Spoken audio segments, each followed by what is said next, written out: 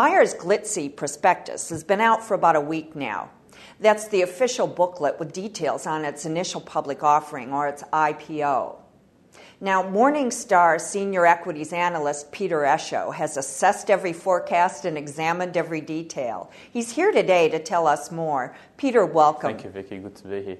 First up, Peter, let's talk about Meijer as a business. What do you make of it? Yeah, Vicky, Meijer has 65 department stores spread across Australia. They're mostly located in the eastern states. It's been established for 100 years. We all know the brand. We all know what they do. They generate around 13% of their revenue from concessional sales, which is different to a few other stores that we cover, and the rest, the remaining amount, are their own wholesale sales. Peter, you mentioned concessional sales. Can you tell us a bit more about that? Concessional sales are stores, parts of stores run by other operators. These can be different brands, different labels, and they pay Meijer rent for the amount of space they use.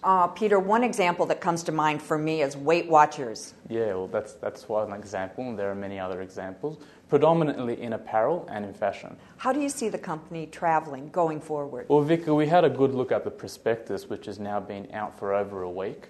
In it, Meijer say that they plan to add an additional 15 stores over the next 5 years. They say that they want to add these stores in growth corridors and in regional areas. They're currently working on rebuilding their Melbourne flagship store. They plan to add an additional 25% of floor space to that store, and that could potentially be a $400 million store per year in terms of revenue. For most of our discretionary retailers, we're a little bit cautious this year. We have been over the past 6 months. Mainly because that stimulus money won't be there this Christmas and interest rates are rising.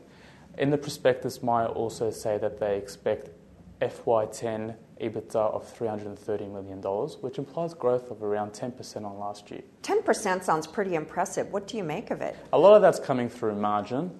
I personally think that they could hit it. It's not too ambitious, but it is slightly above where we are for the rest of our retailers, particularly in apparel and fashion, the more discretionary elements. Now, everybody wants to know about the IPO, Peter. What do you make of it? Well, Vicky, TPG, the private equity owners, and the Meijer family have decided to bring the IPO forward. They plan to raise between $1.9 and $2.3 billion. Of this, around $315 million will be used to pay down debt. There's about $108 to $119 million of costs, and the rest will go towards paying down vendors. And what about the float price? Well, the float is being priced at an indicative range of $3.90 to $4.90. It's a pretty wide range, to be honest. That implies, on the numbers that they've provided, that implies a PE, an FY10 PE of 14.3 to 17.3 times. The offer closes to retail subscribers on the 28th of October, and final price and allocation will be determined on the 30th. Peter, in your report for our premium subscribers, you've mentioned capital expenditure. Can you tell us a little bit more about that here? Vicky, they plan to spend an additional $140 million in financial year 2010. That's in addition to the $400 million they've spent since taking it private. After 2010, they guide to capital expenditure coming down to about $90 million a year.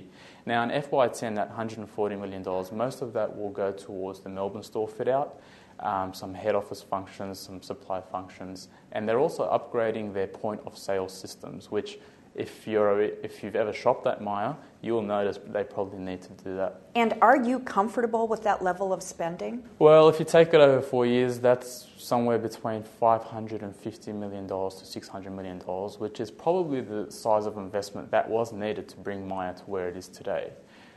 Whether or not $90 million in 2011 and onwards is an adequate number, we'll just have to wait and see.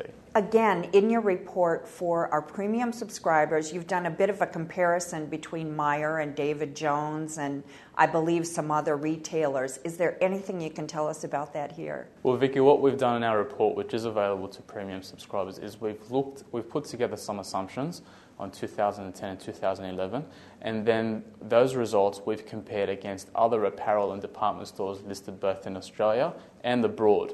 and we've drawn some conclusions, and we've pretty much tried to guide the retail subscriber to making a decision on that indicative price range of between $390 to $490. Peter, thank you for your time today. Thank you, Vicky.